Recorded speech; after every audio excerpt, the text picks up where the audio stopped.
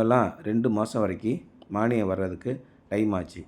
இப்போ நேஷ்னல் போர்ட்டலில் ரிவைஸ் பண்ணி வெர்ஷன் 2 அப்படின்னு அப்கிரேட் பண்ணியிருக்கிறாங்க. பெரும்பாலான வாடிக்கையாளர்களுக்கு 25லேருந்து 35 நாளுக்குள்ளே கட்டாயம் வந்துடுது.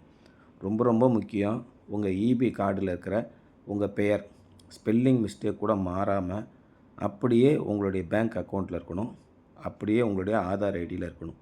இந்த 3 விஷயமும் கரெக்டாக இருந்துச்சுன்னா கொஞ்சம் நஞ்சம் பணம் இல்லைங்க, 78,000 ரூபா உங்களுக்கு ஒரு மாதத்தில் ரிட்டர்ன் ஆகிடுது.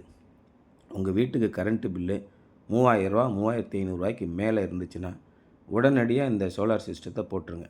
ஏன்னா உங்களுக்கு 3 வருஷத்தில் நீங்கள் போட்ட தொகை உங்கள் கைக்கு ரிட்டர்ன் ஆகிடும். இதுக்கு வங்கி கடன் உதவியும் உடனாக கொடுக்க சொல்கிறாங்க. வங்கி கடன் நீங்கள் வங்கிக்கு போய் அலையணுன்னு அவசியம் கிடையாது. அதுக்கு ஜன் சமார்த் அப்படின்னு ஒரு வெப்சைட் க்ரியேட் பண்ணியிருக்காங்க. அந்த வெப்சைட்டை நேஷ்னல் போர்ட்டலோட கனெக்ட் பண்ணியிருக்காங்க.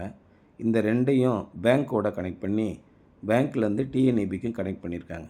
அதனால் ஒரு போர்ட்டலில் நீங்கள் என்ட்ரி பண்ணிட்டீங்கன்னா எல்லா போர்ட்டல்லையும் உங்களோட டீட்டெயில் ரிஃப்ளெக்ட் ஆகும். உடனே பேங்க் மேனேஜர் உங்களுக்கு கூப்பிடணும். ஒரு பேங்க் மேனேஜர் உங்களுக்கு கூப்பிடலைன்னா 10 நாளைக்குள்ளே அந்த பேங்க்கை கேன்சல் பண்ணிவிட்டு அடுத்த பேங்க்குக்கு ஆட்டோமேட்டிக்காக போயிடும்.